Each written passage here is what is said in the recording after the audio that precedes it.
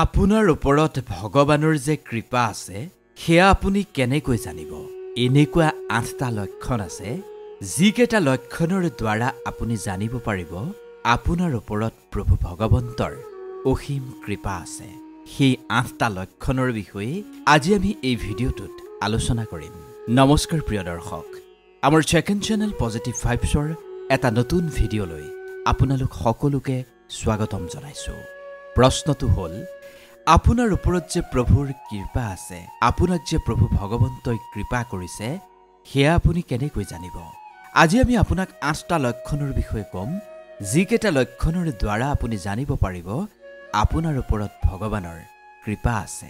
যেতিয়াই আপুনি এই ৮টা লক্ষণৰ বিষয়ে জানিব বা এই ৮টা সংকেত আপুনি পাব, তেতিয়াই আপুনি ভগৱানক মনেৰে আত্মাৰ পৰা শুদ্ধভাৱে পূজা অৰ্চনা কৰিব, পূৰ্বতকৈ দুগুণ ভগৱানক চিন্তন কৰিব।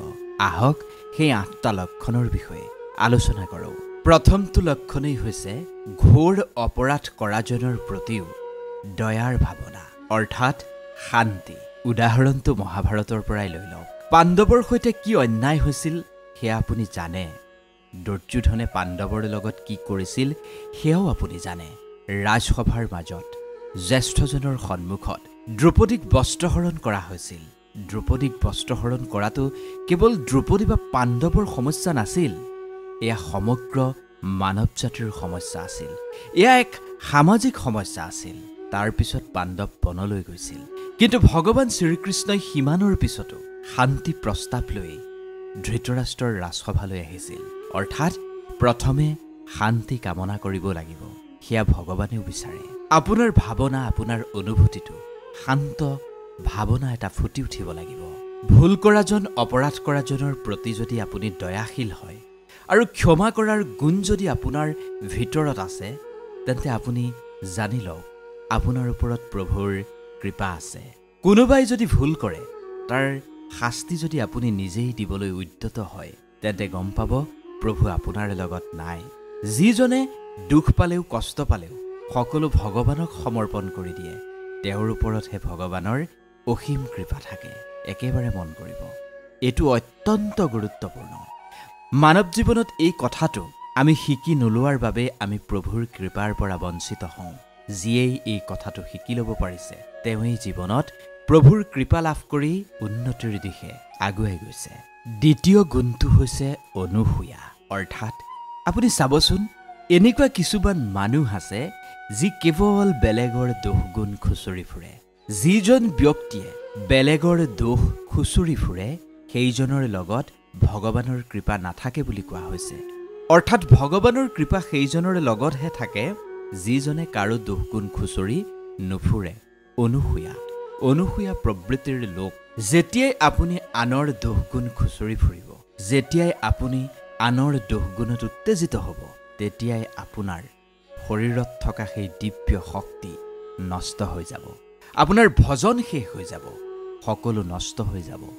হৰি কৃপা যাৰ লগত থাকে, তেওঁ কেতিয়াও তেনেকুৱা প্ৰবৃত্তিৰ নহয়।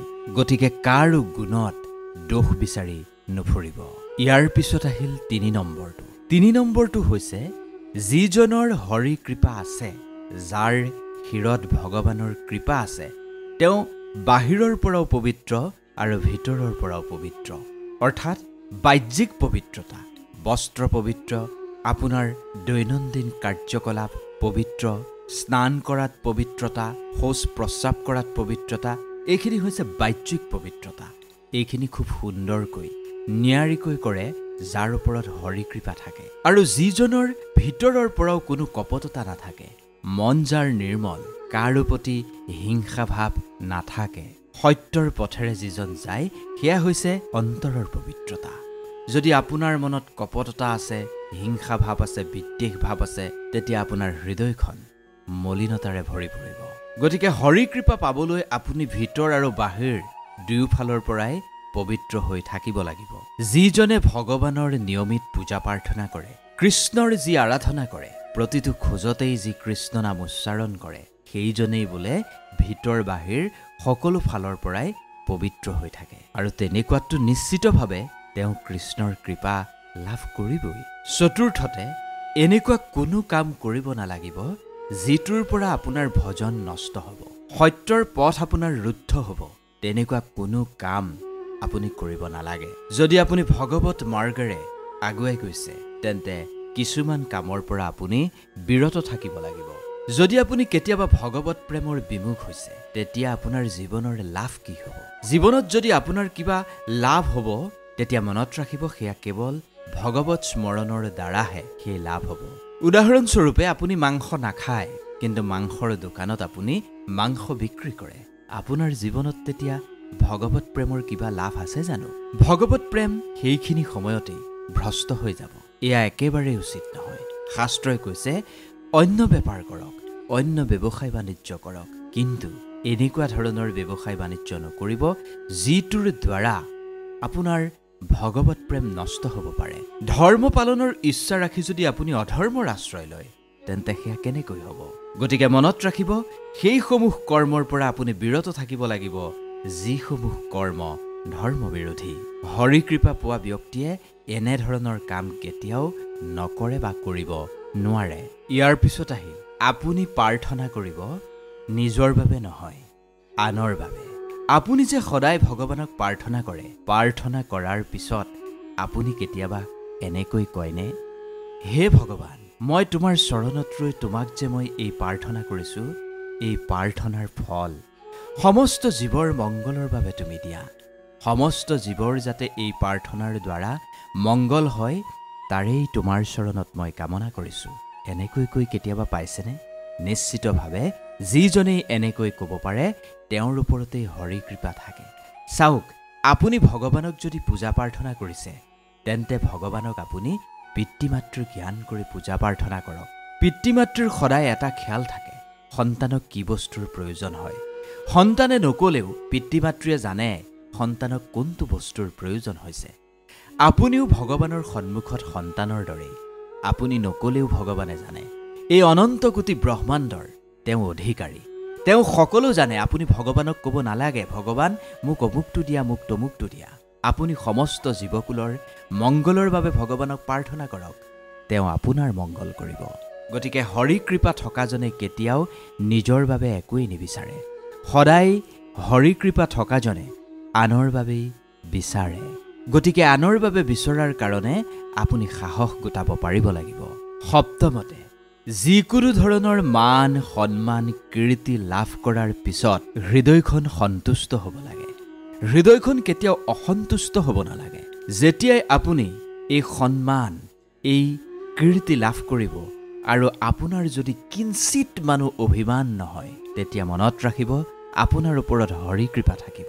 যদি আপোনাৰ মনলৈ কিঞ্চিত মানুহ অভিমান আহিছে, অসন্তুষ্ট আপুনি হৈছে বা আপুনি ফূৰ্তিত ক'ব নোৱাৰা হৈছে, ভগৱানক একান্ত মনেৰে স্মৰণ কৰি ভগৱানক প্ৰাৰ্থনা কৰিব, হে প্ৰভু, এই মায়াৰ পৰা তুমি মোক মুক্ত কৰা, এই মায়াৰ পৰা তুমি মোক ৰক্ষা কৰা, এই মায়াৰ বান্ধনৰ পৰা তুমি মোক উলিয়াই আনা প্ৰভু। আজি আপুনি এক বঁটা পাইছে, আজি আপুনি অকণমান সন্মান পাইছে, তাৰ বাবে যদি আপোনাৰ মনলৈ অভিমান আহিছে তেন্তে এয়া মায়া। এই মায়া আপুনি মনত ৰাখিব নোৱাৰিব, মন নিৰ্মল কৰি ৰাখিব লাগিব। যিটো পাইছে এয়া ভগৱানৰ ইচ্ছা বুলি আপুনি ধৰি লওক, এয়া ভগৱানৰ কৃপা। ভগৱানৰ কৃপা অবিহনে আপুনি ইমানখিনি সম্ভৱ আপোনাৰ বাবে নহ'লহেঁতেন। গতিকে যদি আপোনাৰ মনলৈ অভিমান আহিছে ভগৱানক প্ৰাৰ্থনা কৰক, এই মায়াৰ বান্ধনৰ পৰা তেওঁ যাতে আপোনাক মুক্ত কৰি তেওঁৰ কৃপা আপোনাৰ ওপৰত থাকে। মান প্ৰতিষ্ঠা, পুনৰ কৈছোঁ, মান প্ৰতিষ্ঠা কীৰ্তিৰ বাবে যিজন লালায়িত, লালসা আছে যাৰ, তেওঁ কেতিয়াও ভগৱানৰ কৃপা লাভ নকৰে, এয়া আপুনি মনত ৰাখি লওক। আৰু অষ্টমটো হৈছে সকলো প্ৰাণীৰ প্ৰতি দয়াশীল, সকলোৰে প্ৰতি কৃপাৰ ভাৱনা, সকলোৰে প্ৰতি কৰুণাৰ ভাৱনা। কৰুণাময়ী হ'ব লাগিব আপোনাৰ মন, এইটো আটাইতকৈ গুৰুত্বপূৰ্ণ। আপুনি কৰুণাময়ী হ'ব লাগিব, নিৰ্দয় হ'ব নোৱাৰে। নিৰ্দয় মানুহৰ মনত কেতিয়াও ভগৱান নাথাকে, ভগৱান কেতিয়াও নিৰ্দয় নহয়। আপোনাৰ কৰুণা, আপোনাৰ দয়াৰ ভাৱনা আপোনাৰ আচাৰ ব্যৱহাৰত ফুটি উঠিব লাগিব। কৰুণা আৰু মমতা এই দুয়োটাই যাৰ হৃদয়ত থাকে তেওঁই ভগৱানৰ কৃপা লাভ কৰে। আপোনাৰ গাটো এনে লক্ষণ আছে নেকি? আপুনিও এনে সংকেত লাভ কৰিছে নেকি? কমেণ্ট কৰি জনাবলৈ একেবাৰে নাপাহৰিব আমি আশা কৰিছোঁ এই ভিডিঅ'টোৱে আপোনাৰ উপকাৰ সাধন কৰিব যদি আন 10 জনৰ উপকাৰ সাধন কৰিব বিচাৰিছে তেন্তে আপোনজনৰ মাজতে এই ভিডিঅ'টো শ্বেয়াৰ কৰিব আৰু চেনেলটো ছাবস্ক্ৰাইব কৰি ল'বলৈ একেবাৰে নাপাহৰিব ধন্যবাদ